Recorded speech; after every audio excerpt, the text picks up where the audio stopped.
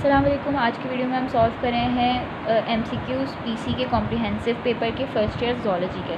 ठीक है, स्टार्ट करते हैं। पहला सवाल था कि members of one species inhabiting in the same area is called. तो जो एक ही स्पीशीज़ के जो लोग एक ही जगह पे रह रहे होते हैं एक ही टाइम में, उनको कहते हैं हम पॉपुलेशन।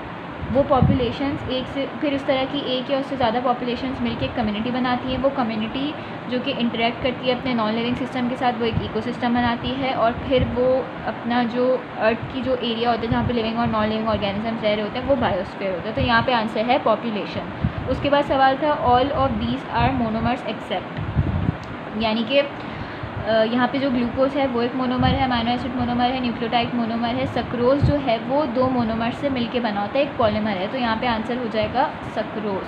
ठीक है, ग्लूकोज का जो है वो पॉलीमर होता है हमारे पास सेक्राइड्स, डाइसेक्राइड, मोनोसेक्राइड, इस तरह से पॉलीसेक्राइड्स होते हैं। अमीनो एसिड का पॉलीमर होता है प्रोटीन, और न्यूक्लियोटाइड का जो है पॉलीमर होता है न्यूक्लिक एसिड। सही है, और सक्रोज जो होता है वो एक डाइसेक्राइड है। ठीक है, उसके बाद अगला सवाल है कि haemoglobin is a type of. तो हीमोग्लोबिन जो होती है वो एक क्वाटर्नरी प्रोटीन होती है।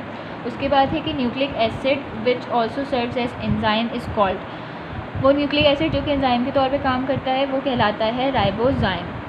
उसके बाद सवाल है कि फाइसेलिया बिलोंग्स टू क्लास। तो फाइसेलिया होते हैं हाइड्रोजोआ। फिर पूछ रहे हैं free swimming larva of cnidarians, वो होते हैं प्लेन्युला।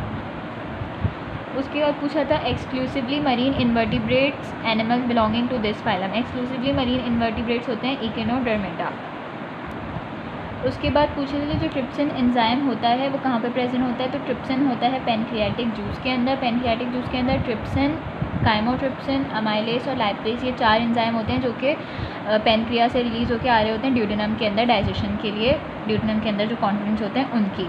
पेप्सिन एंजाइम जो होता है वो प्रेजेंट होता है हमारे पास गैस्ट्रिक जूस के अंदर। स्टमक के अंदर होते हैं गैस्ट्रिक ग्लैंड्स, वो रिलीज़ करते हैं गैस्ट्रिक जूस। उसके अंदर एंजाइम्स होते हैं, उनमें से एक होता है पेप्सिनोजन जो कि एक्टिवेट होकर पेप्सिन बनता है। उसके बाद है सवाल विलाई और लैक्टियल्स जो होते हैं वो प्रेजेंट होते हैं कहाँ पे।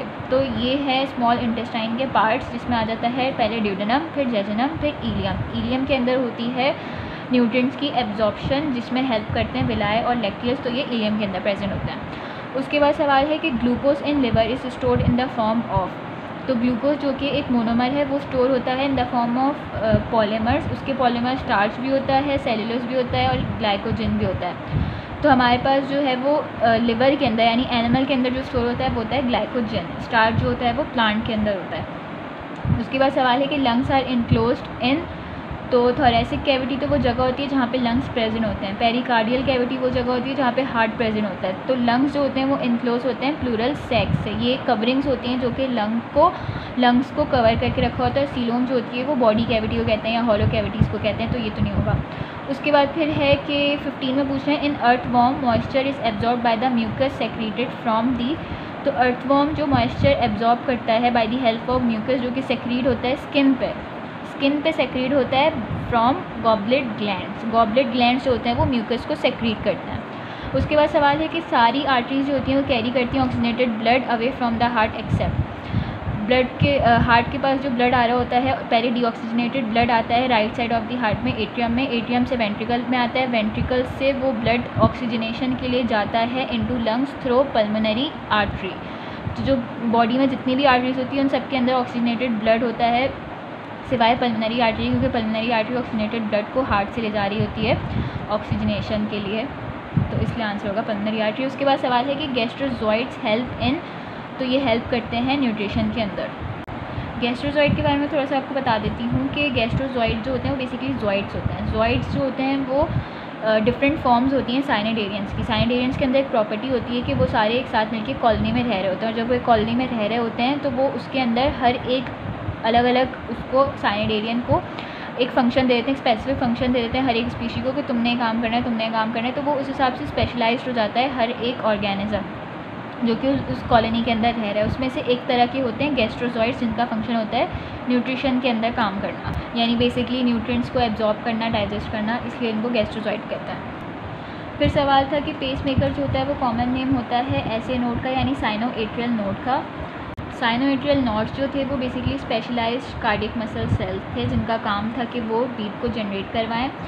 उसके बाद सवाल है कि सेल मीडिएटेड इम्यूनिटी जो होती है वो contributed by the second family of lymphocytes called. तो सेल मीडिएटेड इम्यूनिटी जो होती है वो टी सेल्स की वजह से होती है, बी सेल्स की वजह से ह्यूमरल इम्यूनिटी हो रही होती है और टी सेल्स की वजह से सेल मीडिएटेड इम्यूनिटी हो रही होती है। अगला सवाल है कि hormones of immune system are called, तो वो कहलाते हैं साइटोकाइंस।